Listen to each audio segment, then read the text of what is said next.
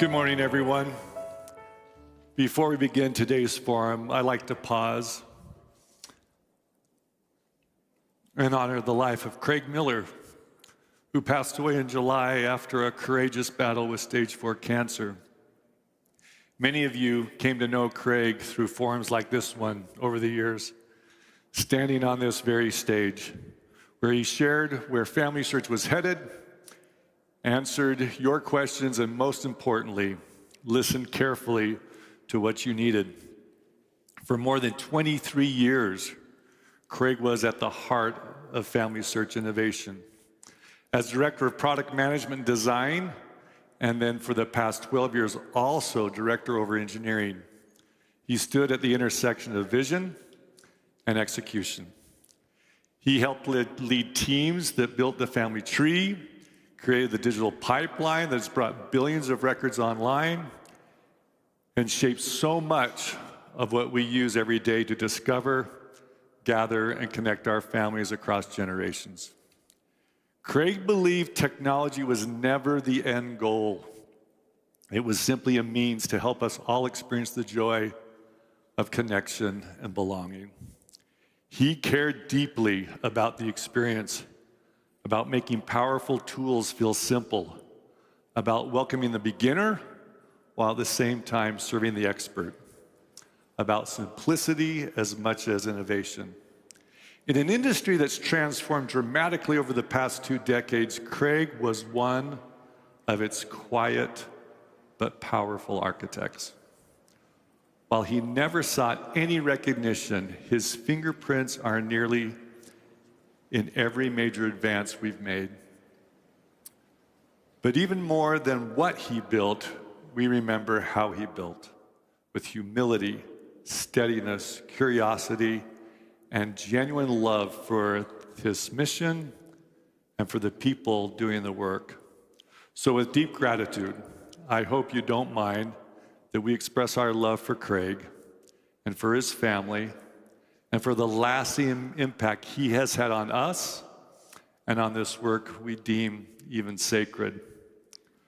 With that spirit of gratitude and purpose, now I am extremely happy to introduce Ryan Parker and Brett Weeks, our new leaders in product design and engineering, who Craig hired years ago and who now carry this work forward.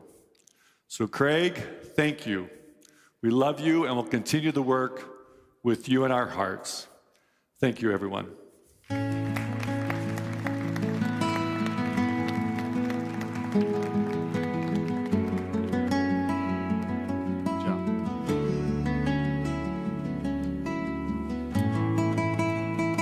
I'm Brett Weeks, Director of Technology.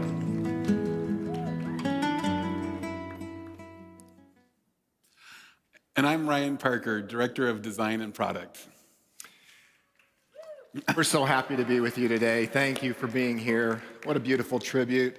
We both knew Craig. He's dear to our heart, and we stand on his shoulders and so many others as we come together today. You know, Ryan, I was thinking, since FamilySearch's foundation and in its beginning in 1894, our purpose to assist people in their efforts to gather family records and preserve genealogies, and ultimately to progress to help families connect past, present, and future, has always been something that's very tangible, that we all feel together. We've gathered microfilm, we've digitized books and records, we've indexed and made those searchable for people all over the world, and we've hosted them. And you know, in all of the countless people that contribute and participate to that, the expertise that they bring to the records and organizing them into families has helped us as a people understand who we are, and today, how we're connected, where we came from. And that work continues. It remains foundational to what we do. But today, something new is emerging. It's an era of AI innovation and discovery, and it is remarkable. We're moving from a world defined primarily by hosting of information and records to a world that is increasingly defined by access to the information. So where can we go to gather information and to create greater understanding? And that shift is being shaped by intelligence. We're not talking about artificial intelligence in isolation. We're talking about assistive intelligence, reasoning applied in service of human connection. Intelligence that helps close the gap between having a record and understanding what it means. And that changes everything. Yeah, Ryan, it does. And at FamilySearch, we recognize this evolution and we're adapting our role. We're not just asking, how many records do we have and do we host? But we're asking, how can we help people share and discover information and connect together wherever it is? That means simplifying access across systems and people in the world, whatever the technology that they're using, mobile or web. It means supporting archives in preserving their collections, and it means developing access and models that allow us to have access to information that don't require every record to live on our platform necessarily. An access model like this lets us connect people to information wherever it is, on any site, in an archive, in a library, and in places that we have yet to discover. We're asking, how can we help? How can we help provide exactly what someone needs in the moment that they need it? In the future, we believe that the value is not just in what we host, but in what we know and how we help people connect. And this is a fundamental shift in how we think about collaboration. For much of our history, we operated with an acquisition mindset. Bring records to FamilySearch, index them, and publish them. That model worked. And with the help from our thousands of volunteers, indexers, it produced billions of searchable records. And we're now moving toward an ecosystem mindset. Instead of asking, how do we bring all records here? We ask, how do we connect people to records wherever they live? An archive keeps records on their platform. We help people find them. A government digitizes vital records. We provide tools to make them searchable.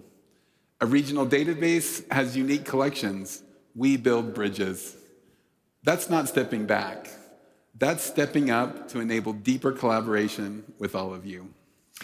Yes, I love that. And we've seen a major evolution in how information is made discoverable.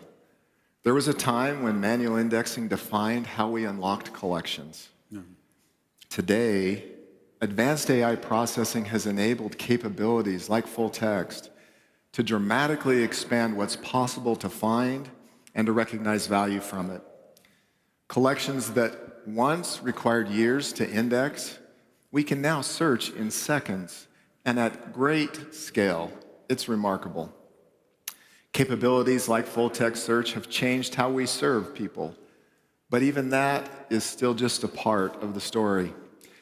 We now see the industry integrating AI carefully, deliberately, to help expand discovery, provide intelligent hints, increase data quality, and apply advanced reasoning to arrive at conclusions and remove the friction in that research capability. That's right.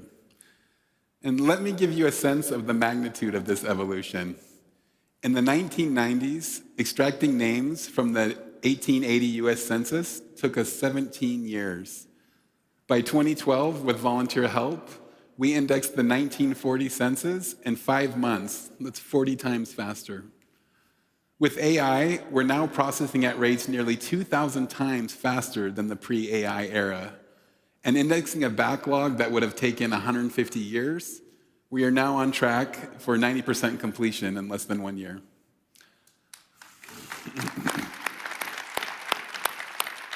But here's what matters. The opportunity isn't automation, it's augmentation. AI removes barriers, language barriers, handwriting barriers, scale barriers that made some collections impossible to index manually. But AI can't feel the connection you discover when you discover your ancestor's name. It can't make the judgment call about conflicting records. That's still for human contribution. And that's where intelligence becomes powerful, when it enables and elevates human discovery. I love that. We're beginning to explore what may be described as agentic AI, systems that can take research objectives, evaluate relevant information and records, assist in structured and advanced reasoning to form a conclusion analysis. One way to think about this is how a family works together when connecting to the past. One family tries to understand their story.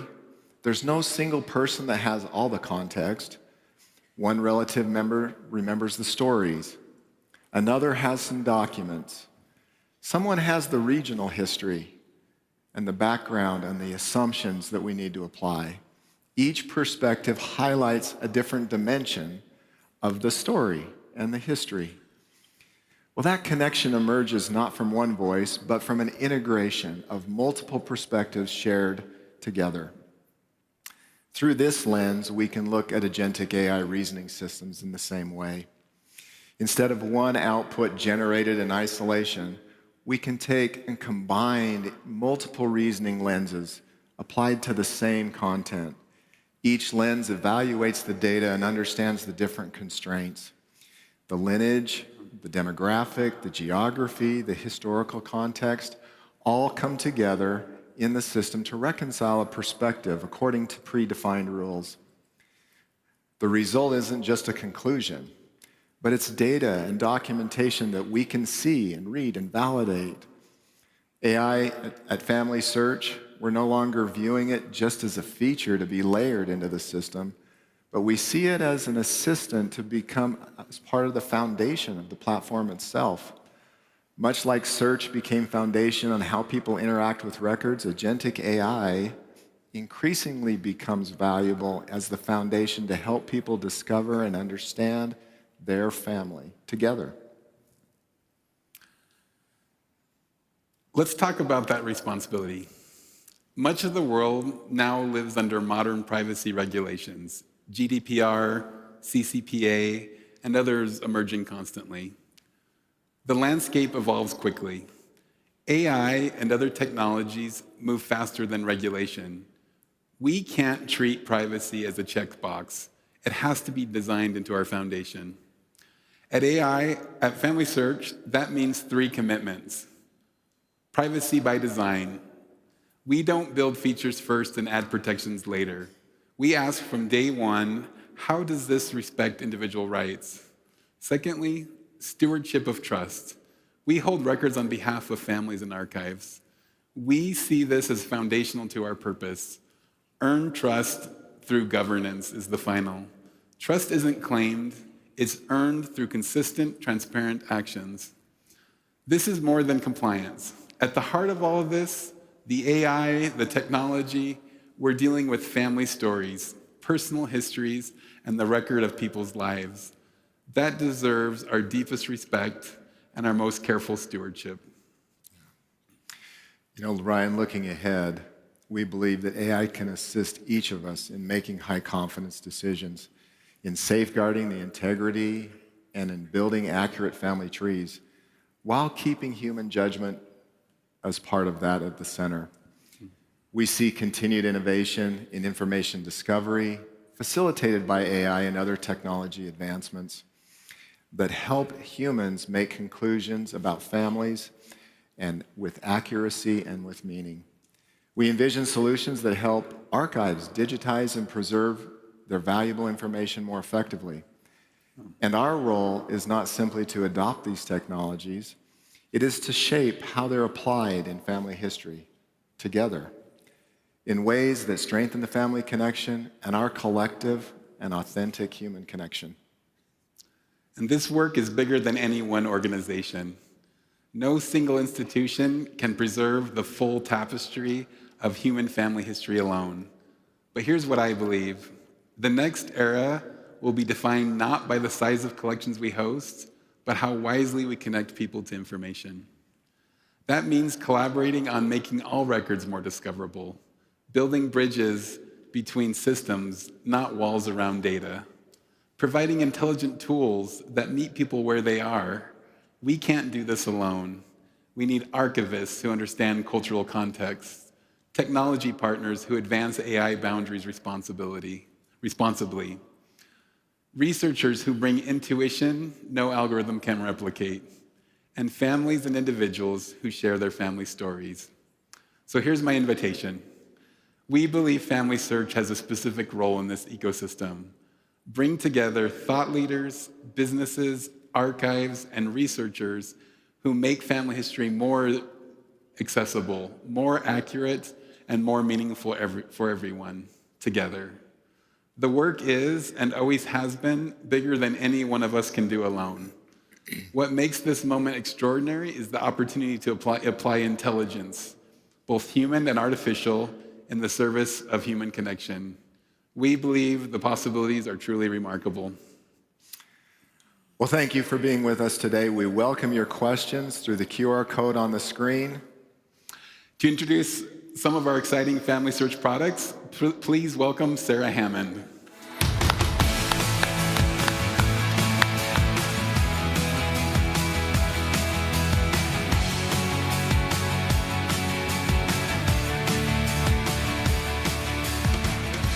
We've just heard a really bold vision for the future.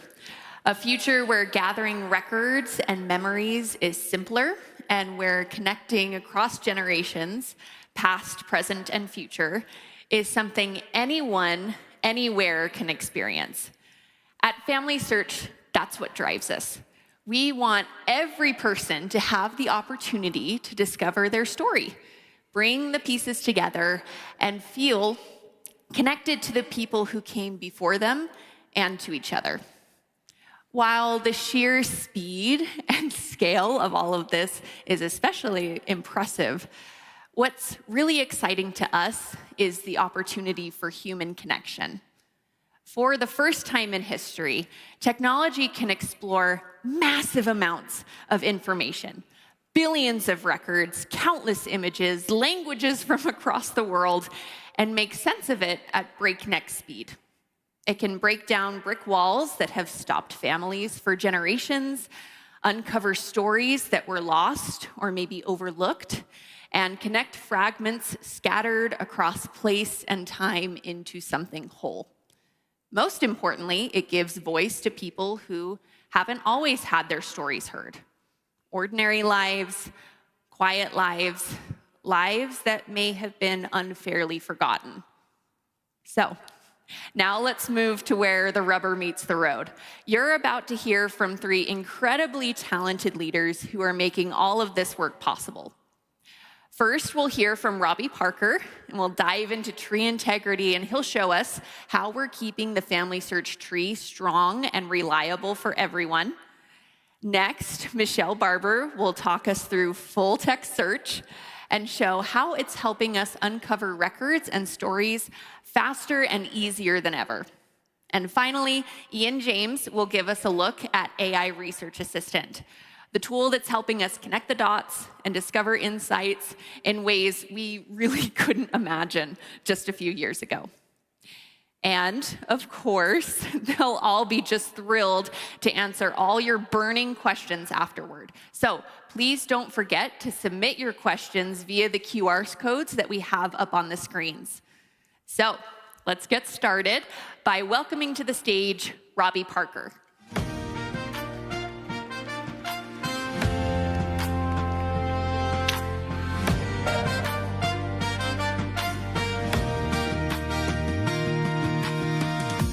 Hi, everybody. I'm so grateful for the FamilySearch tree. Let me give you a few reasons why. 1, plugging into the tree allows me to see how I fit into the world. I'm able to meet living cousins via relatives at Rootstack. And I'm able to discover my relationship to famous people. I'm proud to be 7th cousins with Abraham Lincoln. Second reason for Family Tree. I have been able to upload photos, like this photo of my great-grandfather. This memory is precious to me, and maybe a few dozen other people. Attaching it to the family tree gives my relatives the best chance of finding that photo. I have also experienced had meaningful experiences reading the life stories of those that went before me. Thank you to all of you who attach memories to the family tree. Third reason, when I started adding to the family tree in 2013, my mother's side had many of the slots filled. It's really exciting to watch my tree grow from the research of others. On my dad's side, many of the slots were empty. I got to feel the rush of connecting new pieces to the puzzle. Documenting the family tree of humanity is an ambitious project, and many of you have been helping build this tree for years. Thank you for the relatives, memories, and research that you have added to our tree. Occasionally, while editing my tree, I'll run into tangles in the pedigree. These are frustrating and can be difficult to resolve. I know that many of you have experienced this pain. We hear you, and we're working on making things better. I'm excited today to show you some of the concrete steps FamilySearch is taking to protect your well-documented research. Let's start by looking at the person change history, which you can access from the person details page. Our improved person change history helps you to answer the question, what happened to my ancestor? The new change history emphasizes what specific data changed, as well as how merges have contributed to the current state of your ancestor, like this merge that we'll drill into. Here, I can see which user merged, when they merged, and their explanation of why they merged. Looking closer, I can see that there were a couple questionable things about this merge, like the birthplaces being 37 miles or 59 kilometers apart.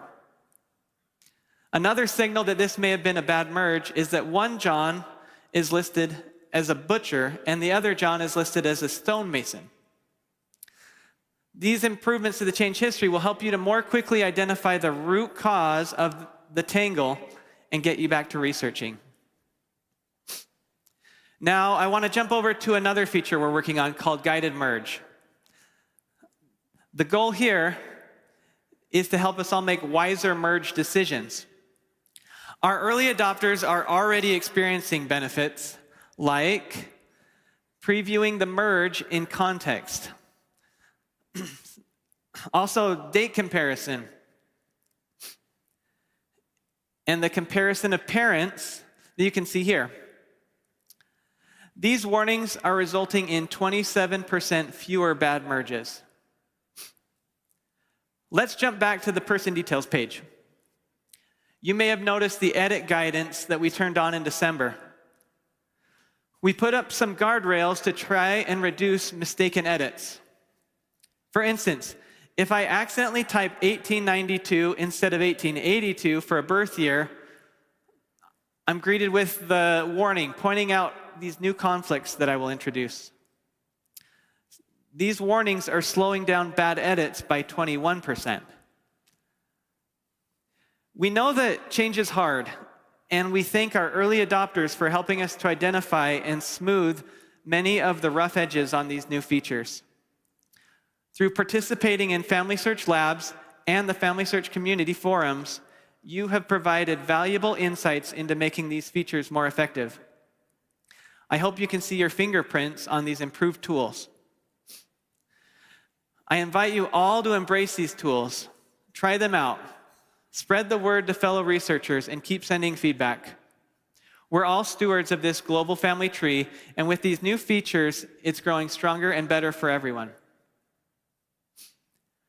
To learn more, attend Kaylee Pence and Mary Ebert's class on tree integrity. Thank you. And now we'd like to bring on the stage Michelle Barber.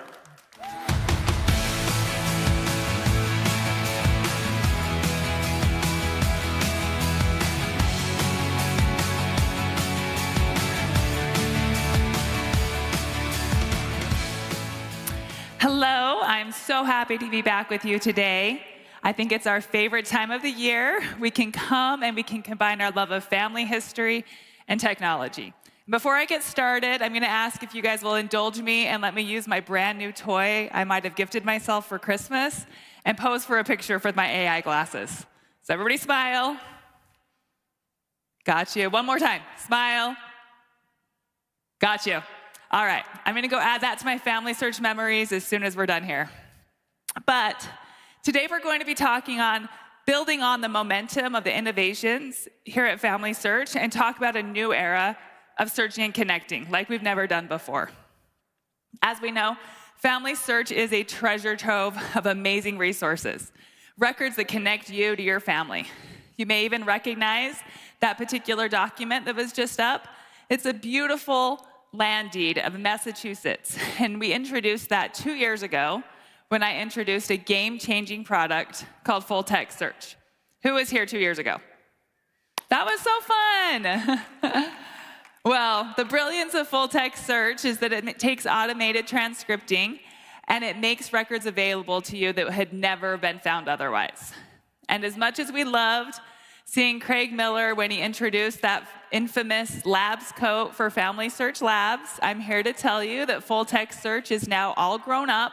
It's out of Labs, and it's a full product on FamilySearch that anyone can use now. All right. So I'm going to go back, and I'm going to refer to some feedback that we got very early on in 2024 from Andre Kearns. He said, using experimental search allowed me to uncover the resilient life of my enslaved great-great-grandmother, Millie. And I love this story for so many reasons. I love that he found his great-great-grandmother, who otherwise probably never would have been discovered in those records of enslaved individuals without full text search. But I really love that Andre called it experimental search, because 2 years ago, that's what it was. It was just a big experiment. We didn't know if we could get AI to transcribe better and faster than we've been doing with volunteers. We didn't know if all of you would even be interested in using it. And here at the Global Tech Forum, that's what we talk about. Pushing technologies, seeing what works, getting better and better. And I will be honest, I think it's safe to say that that experiment has been successful. We've heard from many users like yourselves who've loved this product, and you've helped us make it even better. Thousands of you have been finding the records of your families. You've been editing the transcripts, because as much as we love AI, sometimes it makes a mistake. And you've been sending us feedback on how to improve the experience. In 2024, I stood up here, and it was really fun to tell you that we let loose 100 million images for you to go search. And really, that kind of broke the metaphorical Roots Tech internet. The next year, that metaphorical internet was broken again because our AI transcription had been working overtime to bump that number up to 1.5 billion images. So billion with a B was really fun to say. And now here I am just a year later to tell you that we now have 2.3 billion images available for you to search. And I was paying attention backstage when Brett and Ryan talked about how more and more are going to be added every single day. So keep checking back. And as a note, when we figure that each of those beautiful images, like the one I showed at the beginning, contains many names, sometimes quite a few, names of family members, people that you could be searching in, we estimate that's around 20 billion names that we've been made available for you guys to just go sift through. That's like 2.5 times the amount of people on the earth right now, which is absolutely mind-blowing. So you have a lot of work to do. And it's not just the amount of images we've added, but it's that we're reaching areas all over the world. We've doubled the amount of countries we're in, and we've doubled the amount of languages our records cover.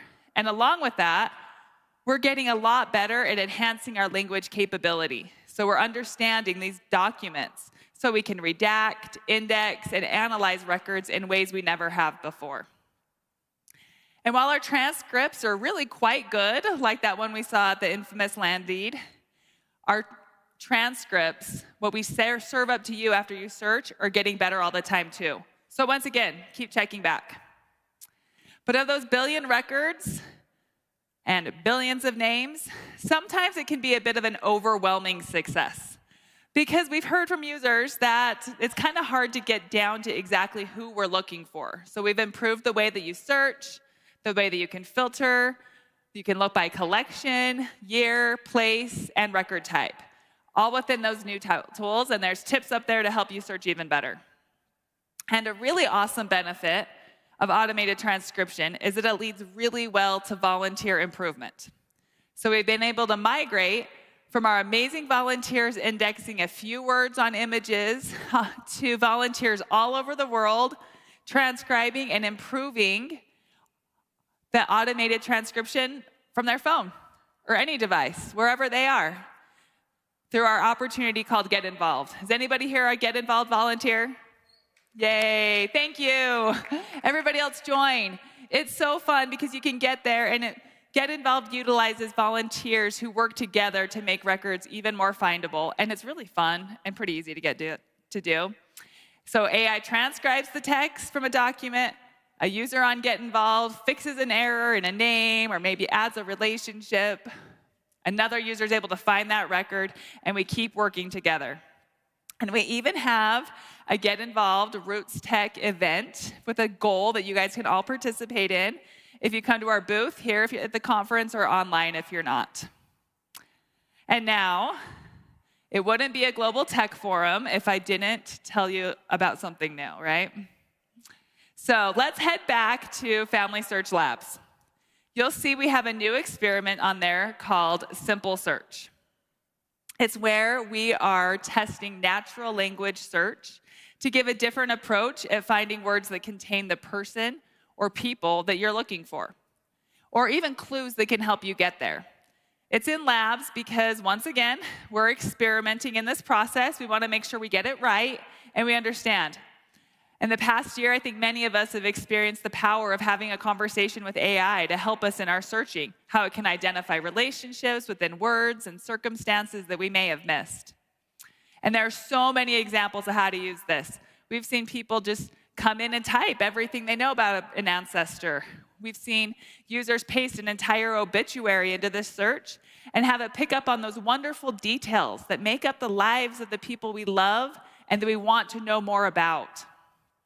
And, you know, I love sharing real-life examples. So I'm going to share with you one we had from a very early user of FamilySearch. He'd been researching an ancestor and hit a brick wall, which I think is something we can all relate to, right? So he came to Simple Search, and he added the following prompt. Search for Greenberry Wicks, born around 1872 in North or South Carolina.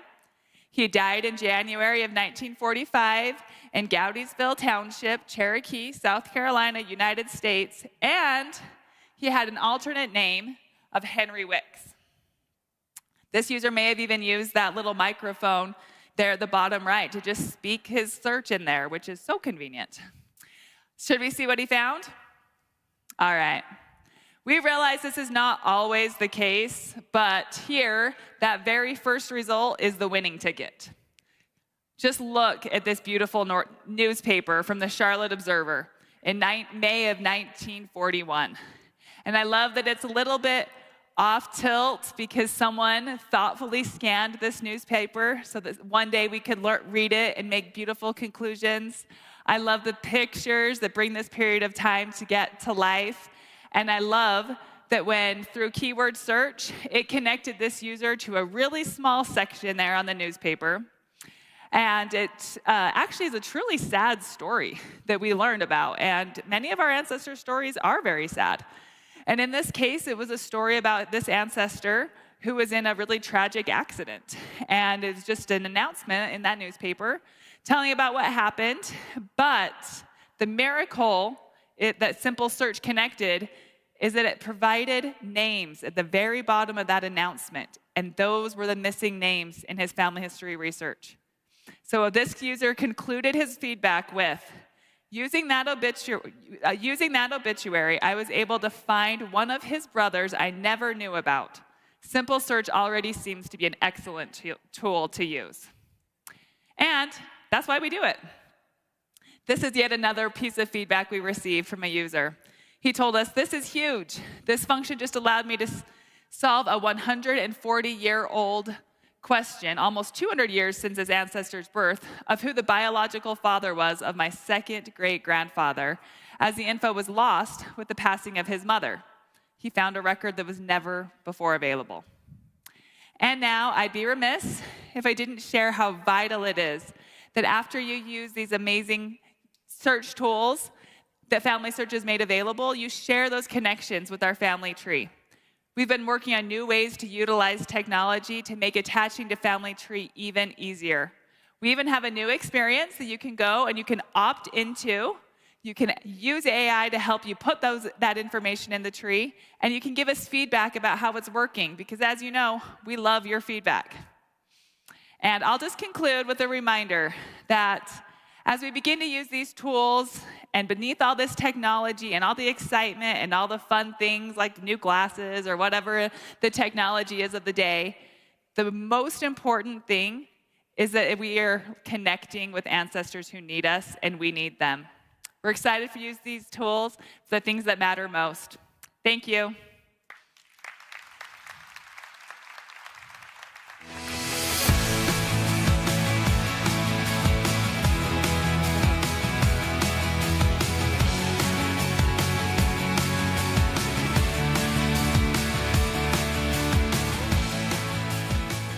Good morning, everyone. It's good to see you. My name's Ian James. I'm a product manager at FamilySearch. And this morning I want to tell you about some of our changes that we've had in the last year with our customer-facing, our patron-facing AI products. So first off, FamilySearch is very proud to have the largest collaborative family tree in the world. And we feel it an honor, frankly, to share in the great work of assembling that tree together with you. Thank you just to everybody for your effort, your time, your energy that you put into that tremendous undertaking.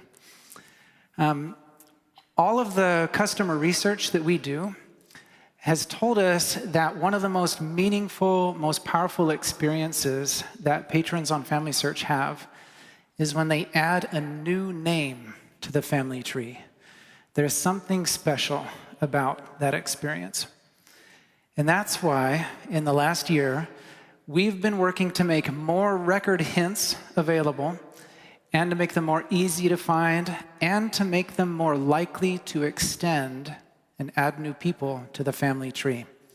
So last year at Roots Tech, we announced AI-powered high-quality hints that were available as an experiment in FamilySearch Labs. And if you haven't been to FamilySearch Labs, go check it out. There's lots of amazing things that you can preview there. This feature actually uses modern AI techniques to build a virtual tree for each patron in the background, and then take the record hints that you'd usually get and rank them and prioritize those record hints that are most likely to add somebody new to your family tree. So these special tree extending hints graduated from labs at the end of January, so just barely, and they are now available to all of FamilySearch patrons right on the homepage. So when you see AI Research Assistant and those hints, those are the special hints that I'm talking about right on the homepage. This feature also now serves patrons worldwide. So those hints are available in your language and your locale, wherever you are. Since Roots Tech, last year, through just these hints on the homepage, 50,000 patrons have added more than 900,000 new names to the family tree. Most of that, well, I should say all of that, the product was still in labs, not fully released.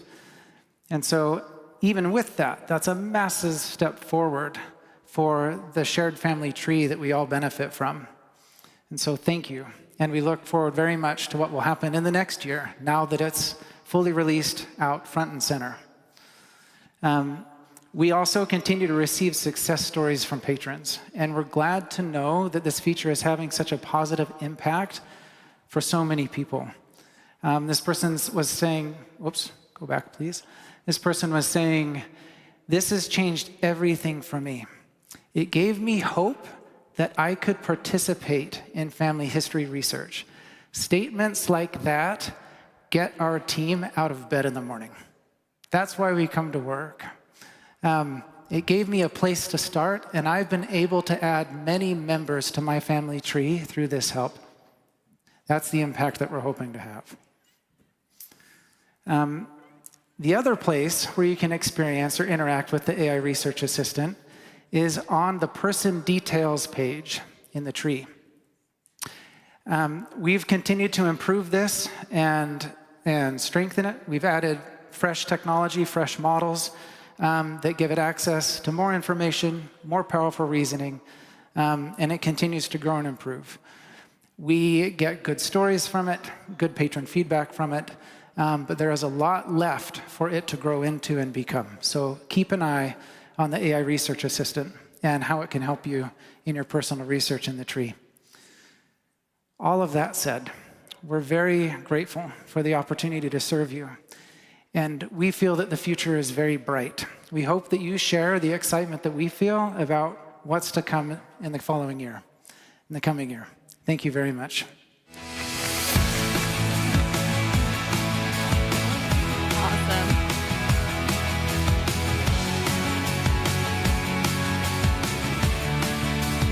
Let's have another round of applause for all of our speakers as we welcome them back to the stage.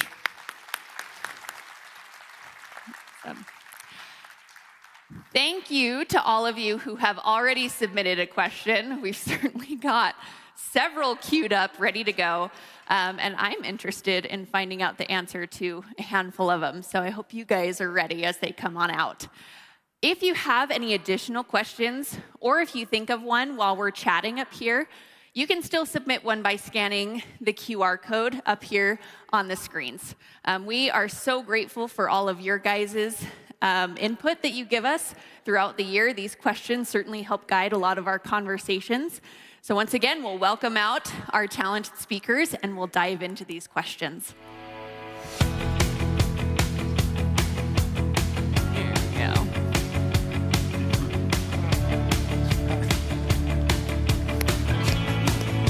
Hey.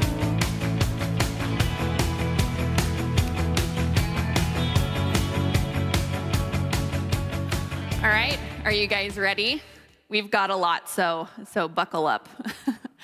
But one of the first questions that we had funnel through is somebody saying, "I am new to family history and I'm interested in learning how to get started. Where are the 3 best places for me to start?" I can take that one. So one of the best ways to get started with family history is just to learn about your own family first. And so what we do for new users that join is we try to make it really, really easy for them to add what they know and connect to our tree. Our tree is very, very large. There's 1.8 billion people in the tree. And so that's people all over the world. And so we try to help you add what you know, connect to that tree. And then once you've connected to the tree, you'll find all of these ancestors that you've never seen before. We have photos, we have stories. So we encourage people, the first thing to do is just find out what FamilySearch already has about you. Read the stories that others have added about your ancestors. Look at the photos. It's a really moving experience to have that happen. When I started using FamilySearch many years ago, the first thing I found was my second great-grandfather's letter that he wrote. And just reading his own words in his own handwriting was a big thing. So that's the best way to start, is just discover what we have first, and then we'll teach you how to do the genealogy and find the records and all those things. But learn what we have first, and that's the best way to get started. There's something very humanizing about seeing the way they wrote and the way they spoke. How cool is that? I've got one for you, Robbie. So I think everybody who is, they've been using FamilySearch for a long time or they're just getting started, everybody wants to be a good steward of the information that they put on FamilySearch. What are some of the ways they can be a good steward? So I think documenting your conclusions with sources, using verbose change reasons, explaining why you're making the changes that you're making, and just being kind of a good citizen, like communicating well with the other patrons, those all go a long way. So document, document, document. yeah, and just it's a shared experience, and so just being friendly in there helps. Oh, excellent, excellent. All right, well, let's level set for a second. Can you guys please explain what you mean by agentic systems and agentic and AI and how that is affecting family search? That's a great one. Maybe I can take that one. Yeah. Agentic is, think about it as a team. I love baseball, so I think about it in the context of baseball. You have a team of agents, and each team member has a role to play. And in that role, they participate in the game of debate to assess what is the information, what are we trying to accomplish, and then communicating through the manager to you as the user what we think the outcome is. The good part about agents is they speak in natural language, so we can read it. We can understand why they did what they did. Why are they recommending that this is the conclusion? What information did they assess? And perhaps, just as importantly, what did they discard? That, I hope, would help someone understand a little bit about what agentic AI is. It reminds me of when I was in college and one of my roommates was texting a boy that she really liked, and we'd all be crowdsourcing how to respond to what he was saying. That's it. So it's like a community of people helping you out. Absolutely. So, you know. But don't use it for dating. Oh, no. It's a team effort. So. Here's another really good one. What is the best way for us to contribute to the tree in the age of AI? I think probably the best thing to do is to get those really well-sourced records that you find and use our tools, like I was showing, to attach them to Family Tree. So you can put their names, and relationships are really key. And so you can say, I found this source. These are the people in there, and this is the relationships they have to each other, and because that's where the magic happens. Then we can connect you with other people and other families and start really making connections to new discoveries, and that's what we all like to have happen. Kind of where full text search comes into shine too, where you get a lot more color to the stories. Exactly. Which actually I have a question. What records are available with full text search, and which records are helpful to find on full text search? Oh, excellent. We have all different types of records on Family Search or on full text search. We didn't just go for one specific record type. We went for more areas of the world that we could help cover, and the AI would lead well to transcribing. So go in there and start by an area that you're looking for, and they're adding all of the time. One thing I tell a lot of people is that the power of full text search, if you're trying to just get started, one of the best things you can do is research someone you already know a little bit about and put everything in there. Go into that simple search and just say, I know about this great-great-grandfather. I know he was born here, and these are even if there's only a few things that you know, and you might get a record back that has some underrepresented populations in that record. Like a lot of women that weren't added in, reflected in other types of records would be there. Children that haven't been listed otherwise you'll find. And you'll find some stories in there that they didn't think were important enough for a journal, but are really important to their family story. Again, kind of adding some color and some depth to those individuals. Yeah. Those are some really fun discoveries too. Let's see. Can you... is guided merge available in the app? Robbie, do you know the answer to that? Yeah, so to turn on guided merge, you can just go to the normal merge experience and opt in, or you can go to FamilySearch Labs and opt in there. And right now it's a toggle. At some point it will be turned on for everybody. So continue to give us feedback so that it's ready for you. All right, wonderful. And specifically for the apps, the iOS and Android apps, it's not in that yet. We're testing it on the web right now, perfecting it, and once we get it perfect, then we'll put it on the mobile apps as well. We do a lot of testing at FamilySearch. If any of you are familiar with FamilySearch Labs, that's a great place to see all of the latest and greatest of what we're working on, kind of get a sneak peek. Do any of you want to speak to labs, maybe how your teams have used it and how we've gathered feedback there? Yeah. Go ahead, Ian. Sure. Full text search was on Labs for a long time, actually. And that was a great testing ground. It was a great proving ground. And we got so much feedback from people using it. That helped us know that we were on the right track.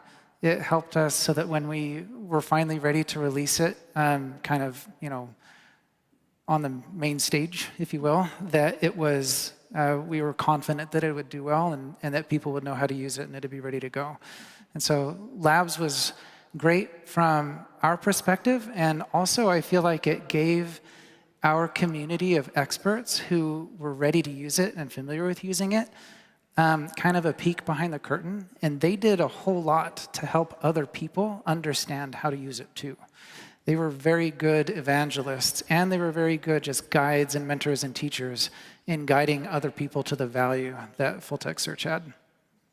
It's kind of become the standard for a lot of our new features and experiences on FamilySearch to go to Labs first. Yep. It's a great proving ground.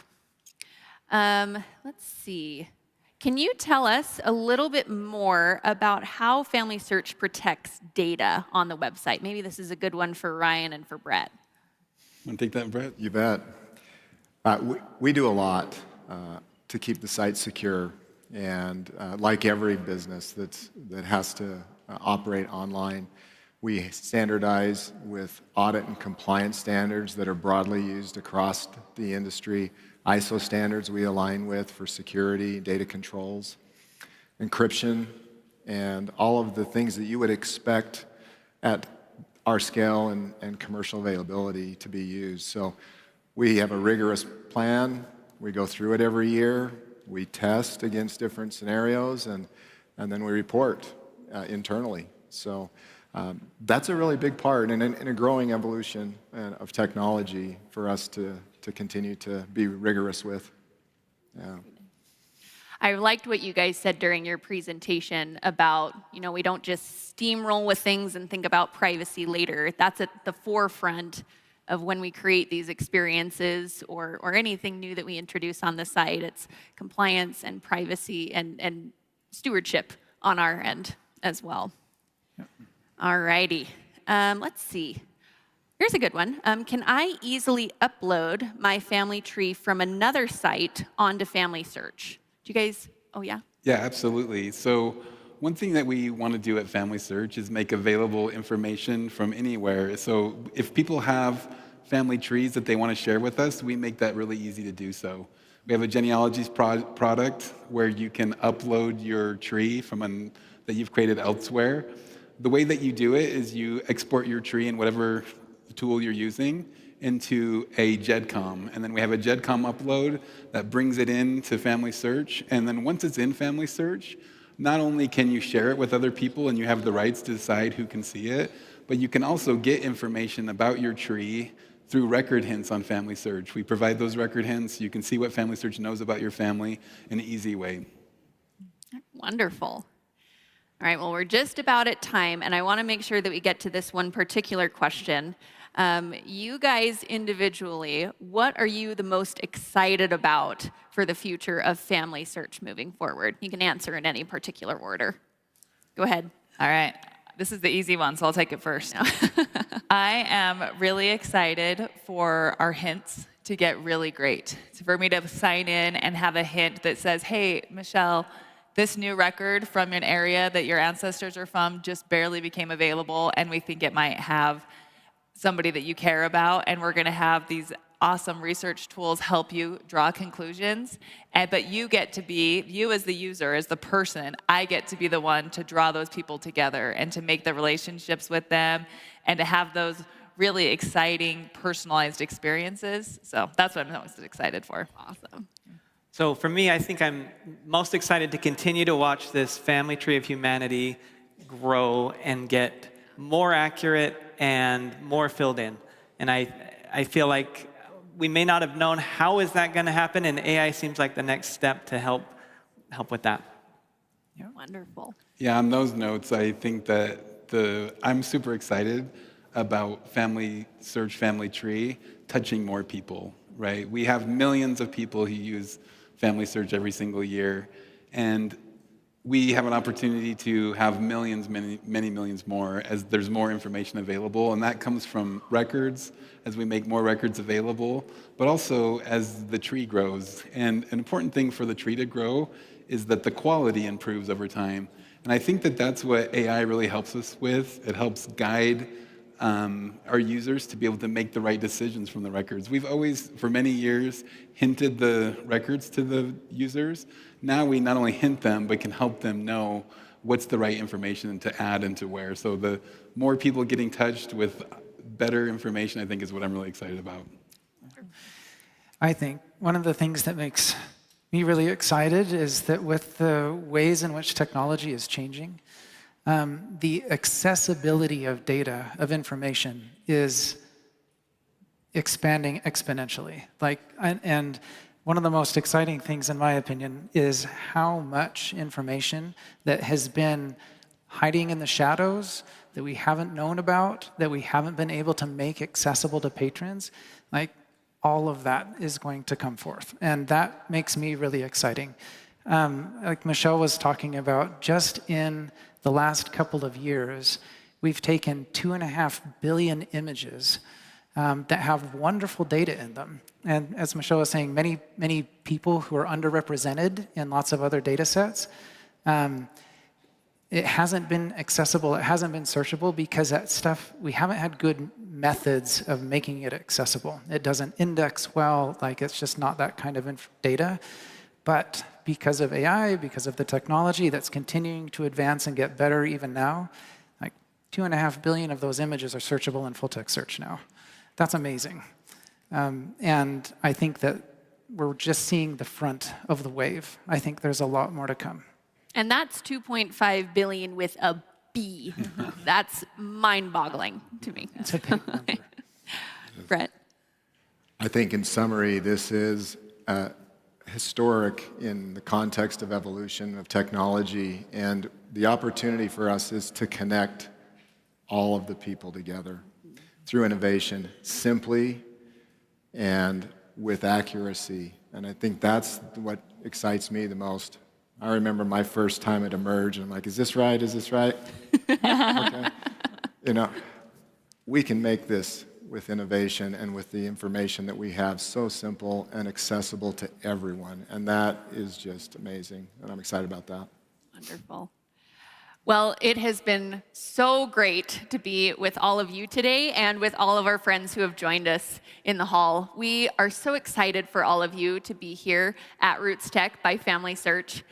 If you have any other questions or you want to connect with FamilySearch, please come to our booth in the expo hall, or you can connect with us online. If you're lucky enough to be with us here in person, you'll see plenty of these familiar faces, as well as teaching some of our classes. We'll see you back here soon for our first general session, and thank you again, everyone, for coming today. Yes, thank you. Thank you.